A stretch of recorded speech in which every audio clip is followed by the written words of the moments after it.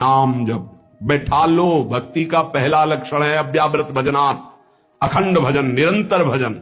भजन नहीं है तो भक्ति की पहली सीढ़ी ही नहीं तुम्हारे, तो फिर महल पर कैसे पहुंच जाओगे।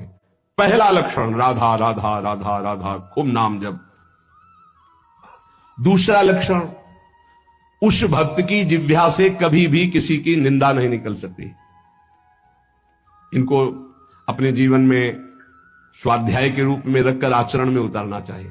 कभी भूल कर किसी की निंदा मत करो, नहीं आपका भजन करने का भाव नष्ट हो जाएगा और भजन नष्ट हो जाएगा।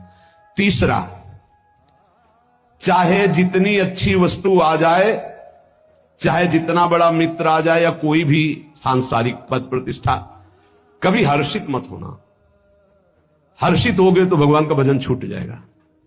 हर्ष मत करना। चौथा, यदि कभी तुम्हारे सामने ऐसी परिस्थिति है किसी की कि वो बड़े दुख में है और तुम उसका दुख दूर करने में शरीर से, धन से, वस्तु से सक्षम हो, तो तुम्हें कभी उसकी उपेक्षा नहीं करनी चाहिए। यह बात जरूर ध्यान रखे, इससे बहुत लाभ होता है। पांचवा, भारी दुख उपस्थित होने पर भी किसी से सहयोग ना मांगे। भक्त हमें नहीं मांगना, हमें प्रभु की तरफ देखना। अगर उनकी तरफ से कोई भेजा हुआ है तो मानते हैं कि निमित्त बनाकर प्रभु ने इसको भेजा है, हमारी कोई पर्सनल मांग नहीं, पर्सनल संबंध नहीं। तभी आप भगवत भाव को जान पाएंगे कि कितनी कृपा हम पर है। अपना भारी से भारी समस्या में केवल संबंध प्रभु से रहना चाहिए, किसी अन्य की प्रति हमारा भाव ना जाए। ये अध्यात्म है, इसे ठीक से समझ लीजिए। छठा, तुम्हारे पास जो भी वस्तु है, जो भी पद है, जो भी संपत्ति है, वो केवल श्री भगवान के द्वारा दी हुई है, वो श्री भगवान की है, ऐसा भक्त प्रतिपल मानता है।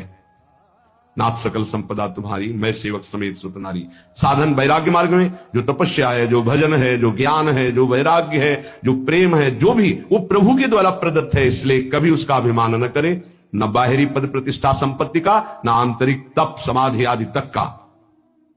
सातवां, कोई भी प्राणी कितना भी तुम्हारे प्रति, वही जो अभी वृंदावन महिमामृत में सुना, कितना भी अपमान करे, निंदा करे, अपराध करे, चुप रहना, सहन कर जाना, कुछ मत बोलना। जैसे किसी की सोच है कि अगर उसे क्षमा कर दिया तो बढ़ता चला जाएगा। नहीं, ये क्षमा ही अस्त्र है, उसको जाकर के परास्त करेगी, उसके हृदय को, उसकी बुद्धि को ऐसी जगह गिराएगी, उठ नहीं पाएगा। उमा क्षमा साप उठते भारी, सांप से भी, दंड से भी ज्यादा उसका वो क्षमा हिसाब कर देगी। आपकी तरफ से क्षमा होना चाहिए। ये संत, ये भक्त, ये वैष्णव जनों का बल होता है। क्षमा एक बल है। आठवां, अपने गृह कार्य करते हुए या अपने साधन कार्य करते हुए बुद्धि को चंचल ना होने दे, अपने साधन पे रखे, अर्थात नाम जप चलना चाहिए। कार्य करते हुए, अपने साधन कार्य को करते हुए बुद्धि को चंचल ना होने दे, उसे अपने लक्ष्य में रखिए, अपने आराध्य देव में रखिए, श्यामा श्याम में रखिए। नवा, मृदु भाषण कीजिए, कभी कठोर भाषण, उद्दंडता पूर्वक ऐसे शब्द ना निकल जाए कि किसी के हृदय में चोट पहुंच जाए, किसी का हृदय दुखी हो जाए, ऐसा नहीं बोलते।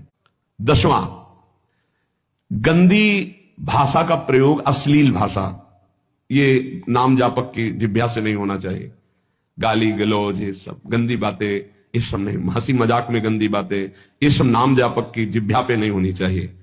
कहा, जो कोई भी व्यसन करता है, कोई भी व्यसन, उसका नाम सिद्ध नहीं हो सकता, उसका भजन सिद्ध। देखो, जो सिद्ध पुरुष हैं उनकी नकल नहीं करनी चाहिए।